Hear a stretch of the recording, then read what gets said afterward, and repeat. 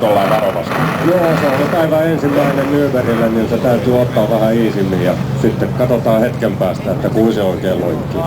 Ja nyt on sitten Jami sulle näitä pikkukakkosia ja sen semmoisia täällä.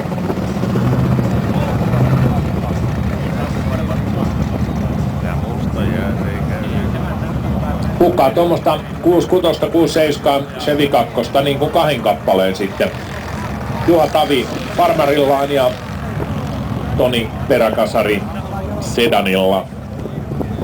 Laittelu 4 on tuo viininpunainen Farmari ja 10.4 on paras aika tähän mennessä Isolompo-ryhmässä. Ja 11.4.